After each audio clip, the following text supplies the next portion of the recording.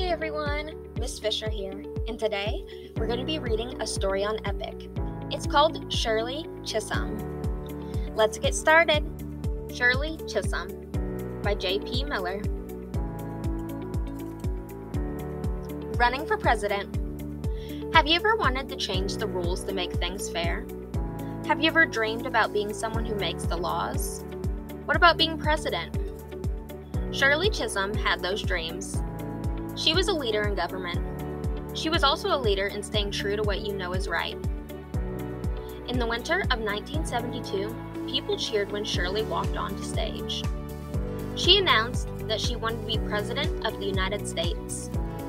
First, she would try to get her political party to vote for her as their choice for president. She wanted people to trust her to do the right thing.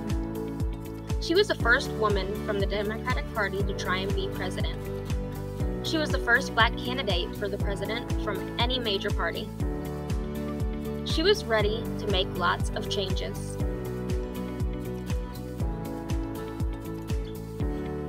Shirley was already a congressperson from the state of New York. Shirley was black and proud, but she was just proud to be a woman. She worked to make things fair for all kinds of people. Unlike some candidates, Shirley had not been given lots of money. Powerful people had not decided to help her. Shirley fought alone. Her plan was to bring us together. Fighting Shirley. Shirley was born in Brooklyn, New York. She moved with her 3 younger sisters to the country of Barbados when she was 5 years old. Her new school had many rules. It taught Shirley to work hard. By the time she moved back to the United States when she was 10, she already knew that she was a strong person. Learning. She went to college and studied education. She worked in a school while she was a student. When she finished college, she kept working in education. That was where she got interested in politics. How could she make education better for children? How could she help families? She decided to work for the government. She could make changes happen there. In 1965, she won an election. She became a lawmaker for the state of New York. In just a couple of years, she made important steps towards her goal of improving people's lives. Making things fair. Shirley started working right away in the New York state government. She was against a test that required people to use English to show that they could read. She thought it was unfair to people who learned another language first. In 1968, she became the first black U.S. congressperson. Now, she would help make laws for the entire country. Shirley went to Washington, D.C. She would not allow anyone there to overlook her or tell her what to do.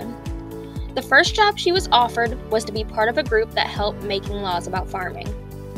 Shirley was upset. She wanted to improve education, not talk about farms. Shirley politely refused the job. She got the nickname Fighting Shirley because she was ready to fight to help people. Shirley worked in Congress for 7 terms.